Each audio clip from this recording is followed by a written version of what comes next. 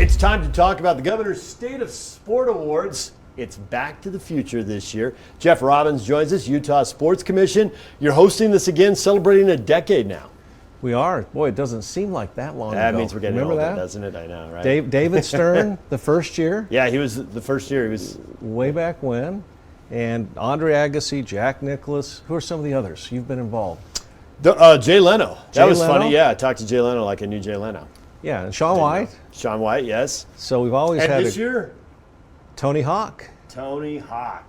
Tony Hawk. Of course, Tony's a legend. He's probably the most popular worldwide action sports personality that there is. He was a color for skateboarding in Tokyo. Tokyo had. I don't think I've really seen him speak, though. How will he be as a speaker? Have you seen him speak before? Because like the year Jack Nicklaus came, we've all seen Jack interviewed, and we've seen him talk so much, and Jay Leno, that's more of a given. This will be interesting. This will be different. You know, we like to have a little different, and I think he will be insightful. I mean, one of the big surprises was when Andre Agassi talked. You remember when he spoke? Yeah. And I had more people talk about how insightful he was and how they didn't know the perspective he would be able to share. Tony has a different perspective, but there's no one in the world that has done for skateboarding what Tony has. So he'll be able to talk a little bit about that, talk about his experience in Tokyo, and of course, us hosting the Vertler for Tony Hawk last year. First action sports event after Tokyo, his first time we launched that event, which will be back, by the way, in the fourth week of August again this year. So April 14th, and you'll be back in the Jazz Arena again? That's right. That's right, correct. We anticipate about 800 to 1,000 people there.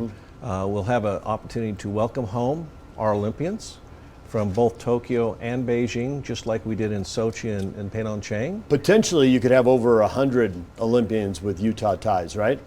You know, I don't know that all of those can show up. They've all got schedules, but yeah, a lot of them are competing. The interesting thing about the Olympics, even though you have the Olympics and they compete in the Olympics, their seasons continue on. So we're inviting probably over 100. Yeah. About 30 competed in Tokyo that had ties to Utah in some way.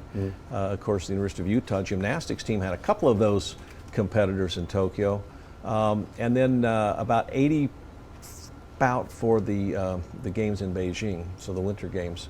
So we'll have a great chance to honor them, welcome them home. We did that, like I said, in Sochi when Sochi was over, and then Pyeongchang. So we're excited to welcome them home, and then we'll have awards for Professional Athlete of the Year, high school male and female athletes, collegiate, Paralympians, Olympians. So the same awards, and also some really neat events that we've hosted that you're aware of that we'll acknowledge as well. So live events took a big hit, obviously, and the State of Sport Awards back. You don't have to make those events virtual anymore. So many people had galas and their big dinners and that go virtual for a couple years. What does the next 6 months through the summer look like? Because with the Utah Sports Commission, you're bringing a lot of events to Utah. Over the 5 years before the pandemic, you could give me a whole list of events that have been here. What does it look like now? Well, we held about 55 to 60 events, depending on how you look at the events, during COVID. There's nowhere we know that hosted as many events during COVID, some of them right in the heart of COVID, May, June, July, just after COVID hit. So this year we've got a really interesting event for the state, the Ironman World Championships. It's moved from Kona. We were able to work with the owners of Ironman and move it from Kona. Kona was having COVID issues. First time it's ever been held outside of Kona in 40 years. And then we will have another World Championship in Ironman 70.3 next October. Will you do those in St. George? Where will they be? Yep. St. George. Yeah, in Washington County.